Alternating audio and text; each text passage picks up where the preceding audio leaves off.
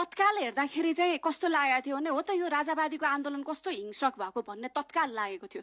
तर पछिल्लो घटनाक्रमले जसरी भिडियोहरू आइरहेछ, जसरी फुटेजहरू आइरहेछ, यसले के शंका उत्पन्न गरिरहेको छ भने त्यहाँ म्यासिभ फोर्स युज भएको थियो सरकारको तर्फबाट, सरकार चुकेको छ भन्ने कुरा प्रष्ट देखिन्छ। म सुरक्षाको मान्छे होइन, यहाँ मान्य ध्रुवबहादुर प्रधान हुनुहुन्छ, सुरक्षाको कुरा अझ विशेष गरी उहाँले जोड्न सक्नु होला। तर मैले संवाद गरे अनुसारले मैले पाएको कुरा, त्यो आन्दोलनहरूको क्रममा सुरक्षाको कसरी पोजिसन गरे हुन्छ, सुरुमा चाहिँ यो ह्युमन ब्यारिकेड हुँदो रहेछ, त्यस पछाडि निषेधित क्षेत्र भनेको यो कन्क्रिट ब्यारिकेड हुँदो रहेछ। जब कन्क्रिट ब्यारिकेड तोड्ने प्रयत्न हुन्छ त्यस पछाडि गोली हान्न पनि पाउन सक्ने स्थिति हुन सक्छ, किनभने त्यो कन्क्रिट निषेधित भनेको नजाऊ है भनेर ब्लकै गरेको कन्क्रिट ठाउँ हो। जहाँसम्म हामीले दुर्गा प्रसाईको देखाएको थियौँ, त्यो ह्युमन ब्यारिकेड मात्रै तोडेको निषेधित क्षेत्रसम्म पुगिसकेको स्थिति होइन रहेछ। यद्यपि उहाँले गरेको कार्य निन्दनीय छ, उहाँले गरेको कार्य एकदमै निन्दनीय छ।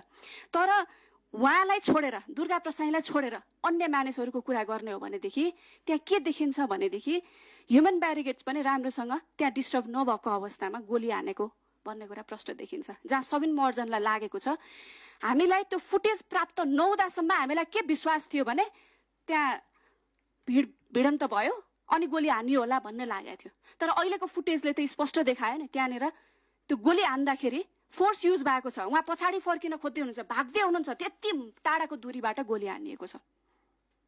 अनि ठहरे जहाँ गोली हान्यो ठहरे उहाँ त्यहीँ लड्नु भएको स्थिति छ। यो सामान्य परिस्थिति होइन, यो असामान्य रूपमा सामान्य परिस्थितिमा म्यासिभ फोर्सको युज हुने यो सामान्य कुरा होइन। सरकारले चाहिँ यसमा एकदमै जवाफ दिनुपर्छ। यो मानवाधिकारको गम्भीर उल्लङ्घन हो।